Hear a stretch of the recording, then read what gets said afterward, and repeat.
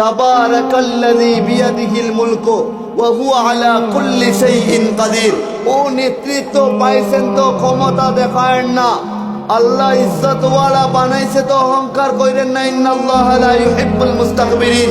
ক্ষমতা দেখায়েন না, সমগ্র ক্ষমতাবানের ক্ষমতাবান তো একজন। আওয়াজ করে বলেন না তিনি কে? মালিকই ক্ষমতাবান। ওই ক্ষমতা দিয়া দুনিয়া এক পা, আকাশে আরেক পা। প্রথম এক পা হচ্ছে প্রথম আকাশে, আরেক পা দ্বিতীয় আকাশে। এইভাবে করতে করতে সপ্তম আকার ভেদ কইরা আল্লাহ নবীজিকে, আপনার আমার নবীজিকে মালিক জান্নাত দেখাইছে, জাহান্নাম দেখাইছেন, লৌহ দেখাইছেন, হায় কলম দেখাইছেন। সবই দেখায়া আল্লাহর কাছাকাছি নিয়ে গেছেন। বলে কতটা কাছে নিয়ে গেছেন। তীর ধনুক থাকলে আপনাদেরকে দেখাইতে পারতাম।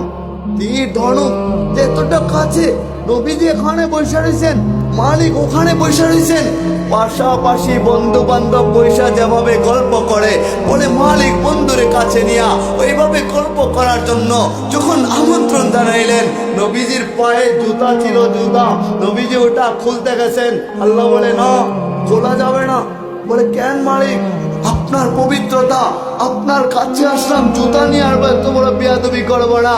নবীজিকে আল্লাহ বলেন না দোস্ত, তোমাকে খুশি করার জন্য এত আয়োজন। সাউফা ইউতিকা রাব্বুকা ফাতারদা। মানে তোমাকে খুশি করার জন্যই তো এত আয়োজন। জুতা কইল না, যেখানে মুসা আলাইহিস সালামের মতো পয়গম্বর দূর পাহাড়ে উঠবেন তো জুতা নিয়ে মালিক ধমক দেয়, মুসা জুতা নিয়ে উঠা যাবে না, জুতা নিচে রেখা দাও। নিচে রেখা দেন। সেখানে আপনার আমার নবী, কত দামি নবী, কত উন্নত নবী, তিনি যখন আল্লাহর কাছাকাছি গেছেন, আরে কুরসির কাছে বসছেন। কুরসি আল্লাহর আরশে দেয়া, যেখানে আল্লাহ যে চেয়ারে বসা ওটার কাছাকাছি বসছেন। জুতা খুলতে যাইবেন, বলে না না না, আপনি না আমার মাহবুব, আপনাকে খুশি করার জন্যই তো নিয়ে আসলাম, আপনি যেন আমার প্রতি খুশি হয়ে যান। বলেন না আল্লাহু আকবার। আরে কে বলে? দুনিয়া, পুরো দুনিয়া যিনি বানাইছে, আকাশ জমিন যিনি ক্ষমতা দিয়ে বানাইছে, তিনি বলে আমি আপনাকে নবী, আপনাকে খুশি করতে চাই, আপনি আমার উপর খুশি হয়ে যান না। এটা সাধারণ কোনো কথা না।